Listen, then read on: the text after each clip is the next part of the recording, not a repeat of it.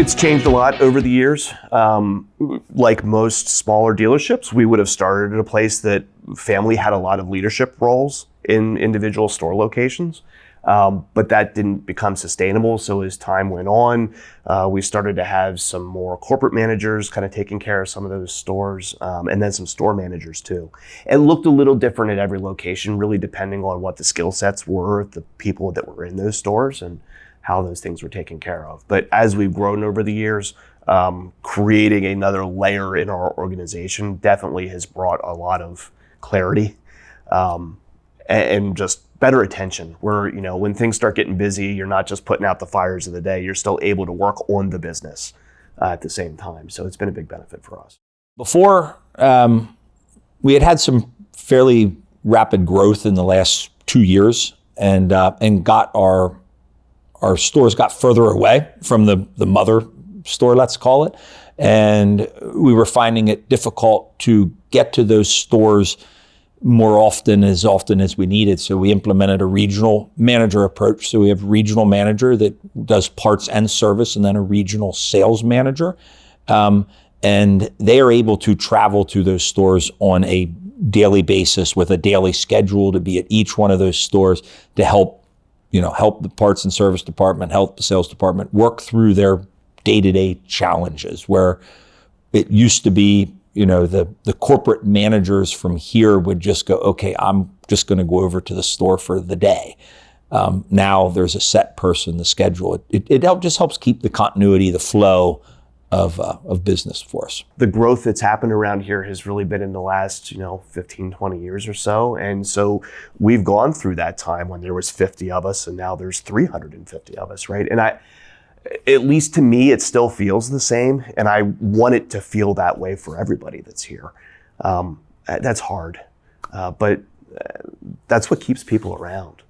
We don't have issues with turnover. The people that come here, we hire the right personalities to be able to create a culture and an environment that feels like a family business, even though you're not all able to interact directly with an owner from day to day. Operationally, probably one of the best things that we had done that kind of enabled a lot of this growth was 6 or 7 years ago, we would have moved off of a legacy business system to a much more modern one that has really tidied up our data. And newer, more modern computer software gives us reporting that we can trust, actual actionable things within our business, of levers that we can pull in order to improve things. And a lot of cases where we're rolling out new processes around here, or we see an area of the business that needs to improve, that is driven by computer software today. And it's so much with 9 stores, it's really difficult to say, hey, you guys need to do this better and actually trust that it's going to get done. But if we build computer processes around those areas of here's your system, use the system. And it's helped things run so much better. So one thing that is fairly unique about Messick is the level to which we introduce technology. We run RIMS as our business system, but then I have 3 software developers full-time as well that are building internal applications in order to help us run the business.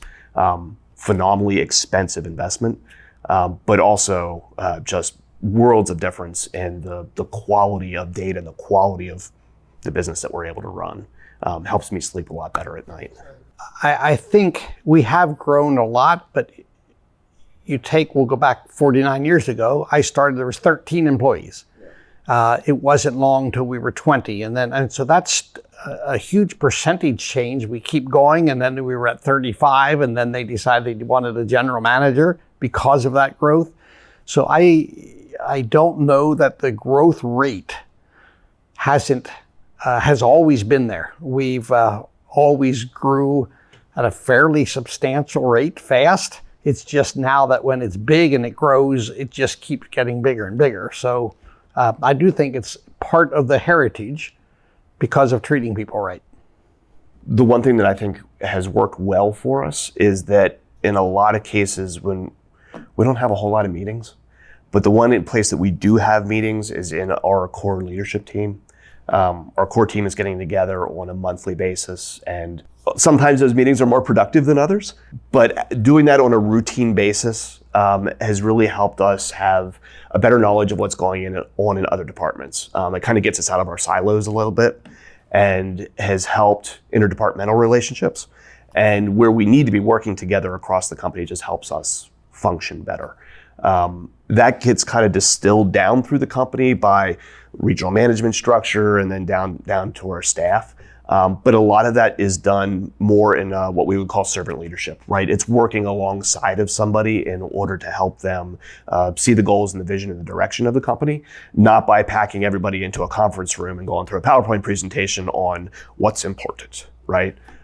It's working alongside of each other, and we really kind of like limit that boardroom meeting type situation just to the corporate leadership. We don't waste everybody else's time.